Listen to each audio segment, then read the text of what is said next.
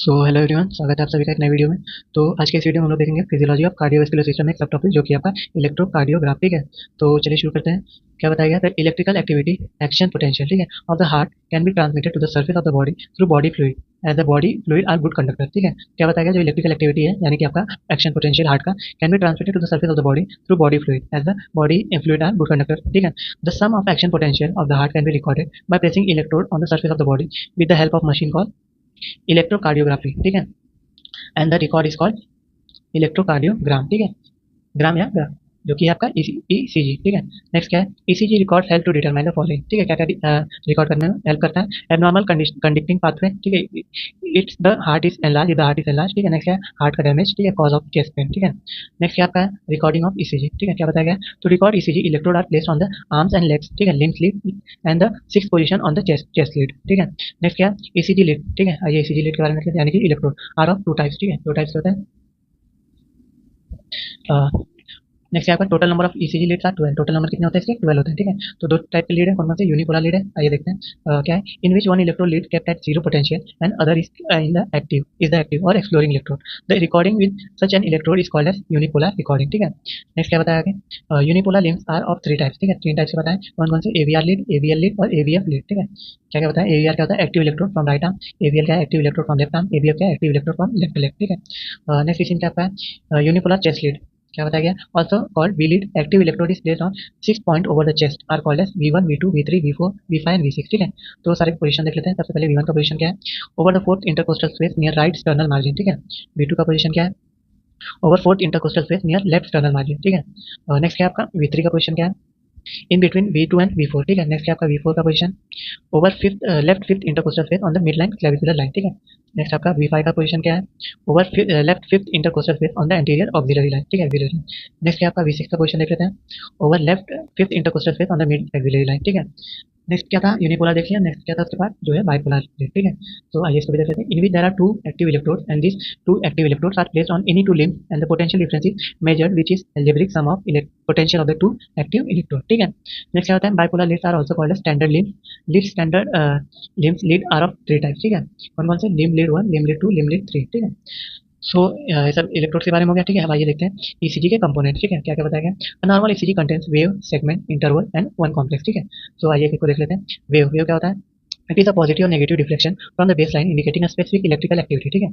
ECG waves are P waves, Q waves, R wave, S wave, T wave and U wave, ठीक है। Next देखते हैं segment क्या है। सेगमेंट क्या बताया गया? Length between two specific point on an ECG which are at a base line neither positive nor negative, ठीक है। Segment in ECG are PR segment, ST segment etcetera, ठीक है। नेक्स्ट आपका इंटरवल क्या बताया गया?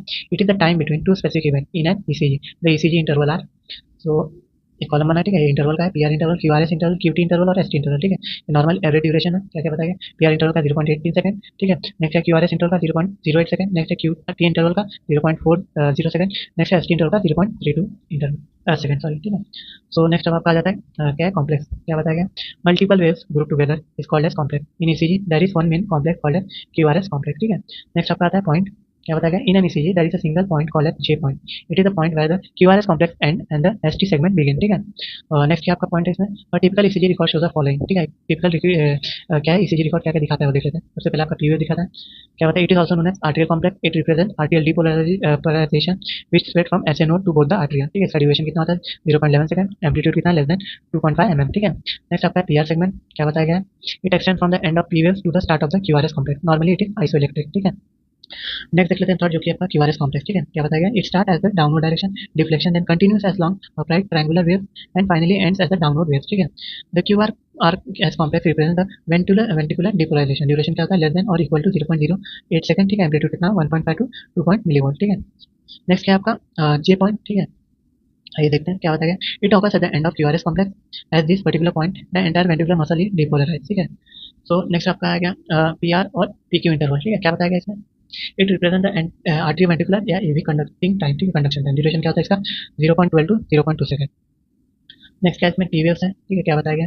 It is dome shaped upward deflection which represent ventricular repolarization. Duration क्या? 0.10 से 0.25 सेकंड, लेस देन 5 mm इसका एम्पलीट्यूड है, ठीक है। नेक्स्ट आपका एस टी सेगमेंट, ठीक है। क्या बताया गया? It start at the end of S wave and at the beginning of T wave, ठीक है। It represent the time when ventricular contractile fibers are depolarize normally, it is isoelectric, ठीक है। Next आपका 8 है जो कि आपका एसटी इंटरवल, क्या बताया गया, it represent ventricular repolarization, duration क्या है 0.32 सेकंड। नेक्स्ट आपका है क्यूटी इंटरवल, क्या बताया गया, it represent ventricular depolarization and repolarization, duration क्या है 0.4 टू 0.43 सेकंड, ठीक है। नेक्स्ट है आपका क्यू वेव यू वेव्स, ठीक है, क्या बताया गया, it is seen in some individual after T waves, ठीक है, and possibly due to slow repolarization of the intraventricular contracting system. It represents the last phase of ventricular repolarization. Arteria to the ventricle is completely interrupted. The ventricle beat at low rate independently of the arterial beat, ठीक है। तो ये आपका क्या कहते हैं, complete overview आपका हो गया ईसीजी के बारे में, ठीक है। सो आज का वीडियो यहीं एंड करते हैं। होपफुली आपको ये पूरा समझ गया होगा, ठीक है। आपको डिस्क्रिप्शन में व्हाट्सएप की लिंक मिल जाएगी, ठीक है, वहाँ आप ज्वाइन हो जाइए अगर आपको नोट्स वगैरह कुछ भी चाहिए होंगे तो, ठीक है। सो आज का वीडियो यहीं एंड करते हैं, मिलते हैं आपसे नए वीडियो में नए टॉपिक के साथ, ठीक है।